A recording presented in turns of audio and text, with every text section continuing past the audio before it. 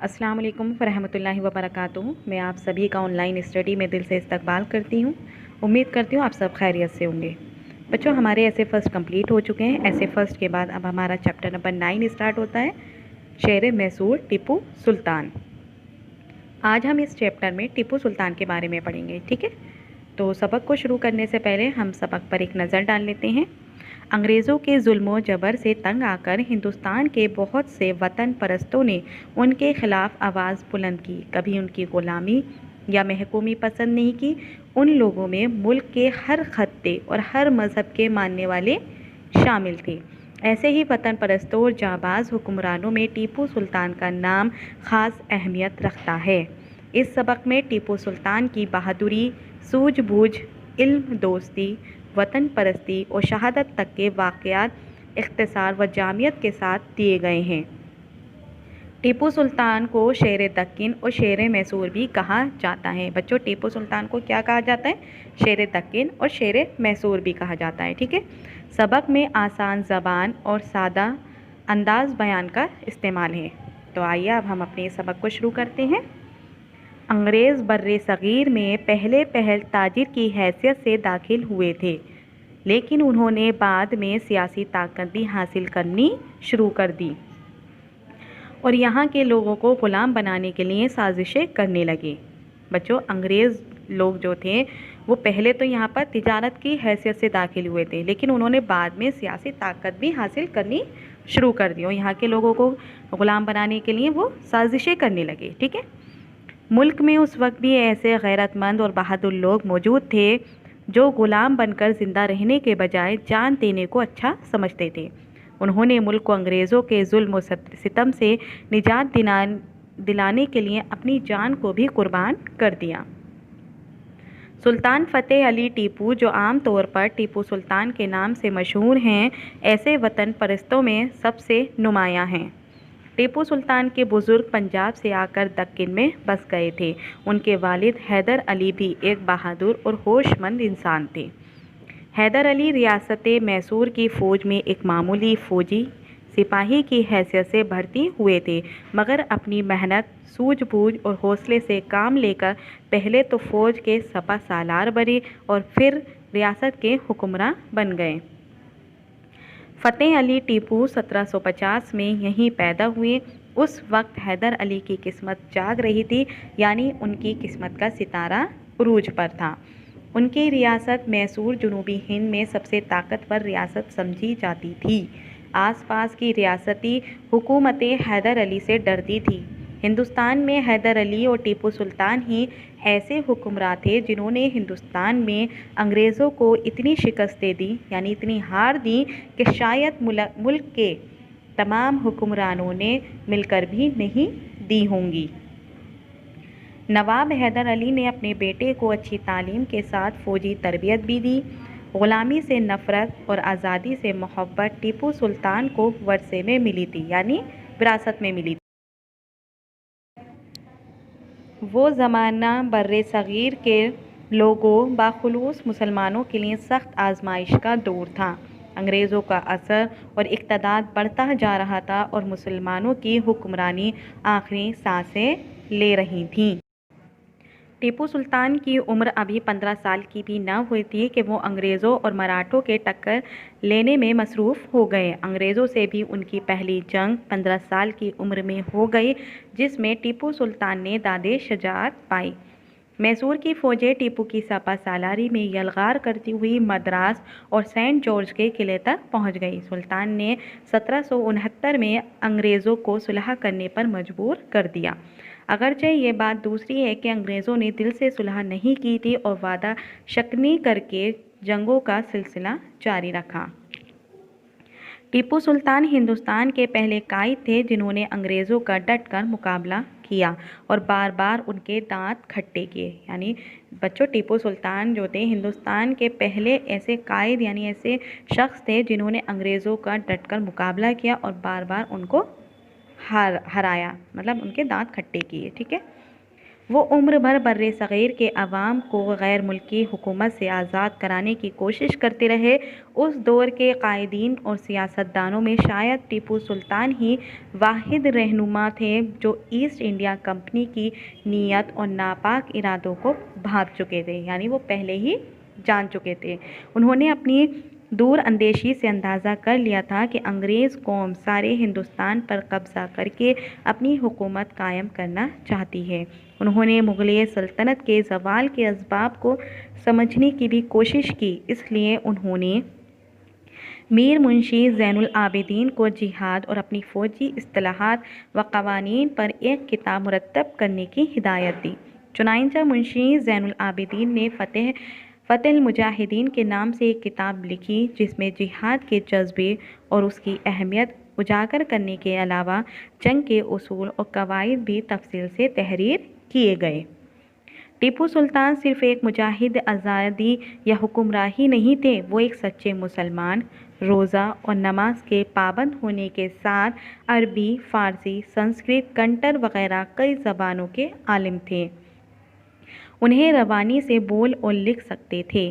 انہیں سیاہ گری کے علاوہ مختلف علوم و فنون پر عبور تھا۔ وہ اہل علم کی بہت قدر کرتے تھے۔ وہ متقی بھی ایسے تھے کہ زندگی بھر کوئی نماز قضا نہ ہوئی تھی۔ بچوں، ان کی زندگی میں کوئی بھی نماز قضا نہیں ہوئی تھی، ٹھیک ہے۔ ایک بار سلطان نے نئی مسجد تعمیر کرائی، یعنی نئی مسجد بنوائی۔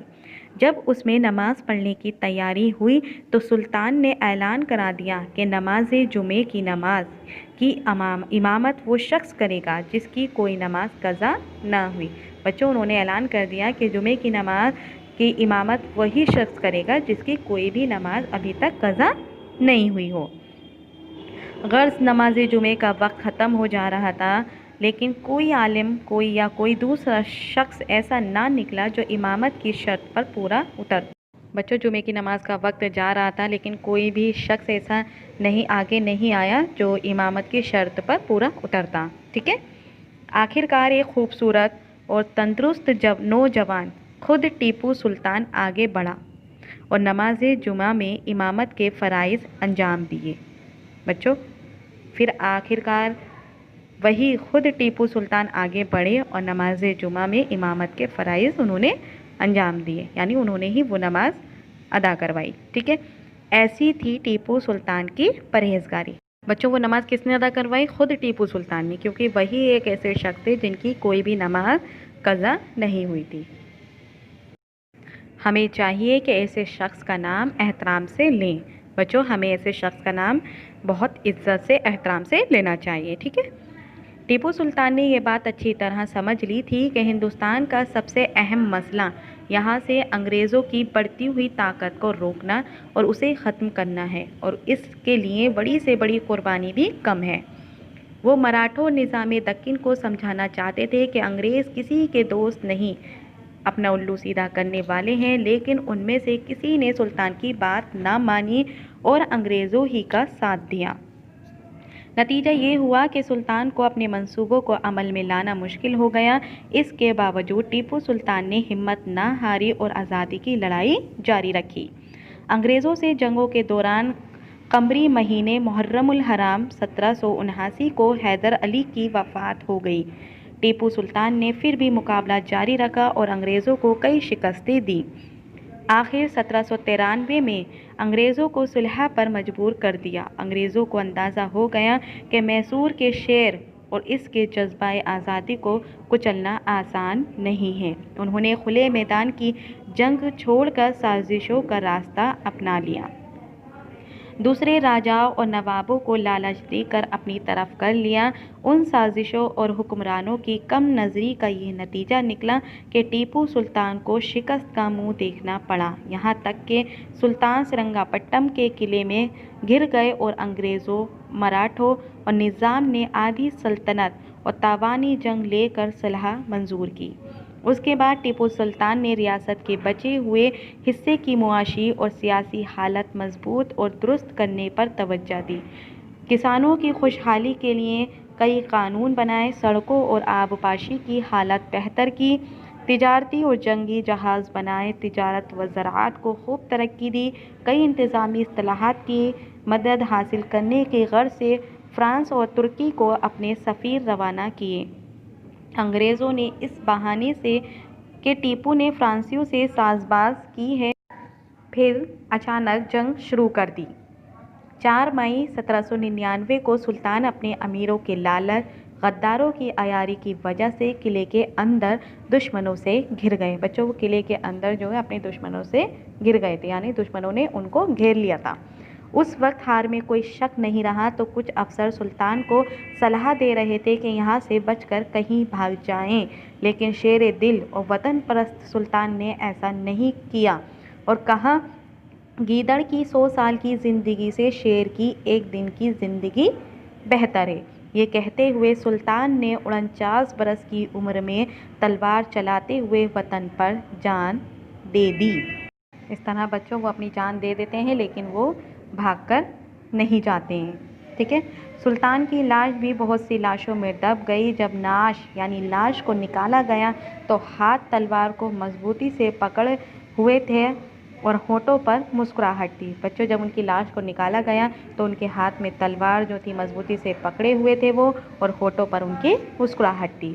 یہ بھی کہا جاتا ہے کہ سلطان کی آنکھیں شہید ہونے کے بعد بھی کھلی ہوئی تھی اور جسم زندہ انسانوں کی طرح گرم تھا۔ بچوں کیا کہا جاتا ہے کہ ان کی آنکھیں شہید ہونے کے بعد بھی کھلی ہوئی تھی اور ان کا جسم جو تھا زندہ انسانوں کی طرح گرم ہی تھا۔ ٹیپو سلطان کو ان کے والد حیدر علی کے مقبرے جو سرنگا پٹم میں دفن کیا گیا ہے، ٹھیک ہے۔ جن لوگوں نے ٹیپو سلطان کا مقبرہ دیکھا ہے وہ بتاتے ہیں کہ آج بھی ٹیپو کے مقبرے میں جاتے ہوئے انسان پر ہیبت چھا جاتی ہے۔ ٹیپو سلطان صرف میسور ہی کے نہیں بلکہ پورے ہندوستان کے شیر تھے۔ ان کی شہادت سے اس وقت میسور ہی نہیں برِ صغیر کی آزادی کا چراغ بجھ گیا، لیکن یہ چراغ بجھتے بجھتے بھی آزادی کا پیغام دیتا رہا۔ پیارے بچوں، میسور میں کنٹر زبان بولی جاتی ہے اور کنٹر زبان میں ٹیپو کا مطلب شیر ہی ہوتا ہے، ٹھیک۔ ہندوستانی تاریخ ٹیپو سلطان کو کبھی فراموش نہیں کر سکتی۔ بچوں ہمیشہ ٹیپو سلطان کا نام عظمت سے لیا جاتا رہے گا، ٹھیک ہے۔ اسی طرح بچوں ہمارا یہ سبق آج یہیں پورا ہو جاتا ہے۔ امید کرتی ہوں آپ کو اچھے سے سمجھ آیا ہوگا۔ انشاءاللہ اگلی کلاس میں ملیں گے۔ اللہ حافظ۔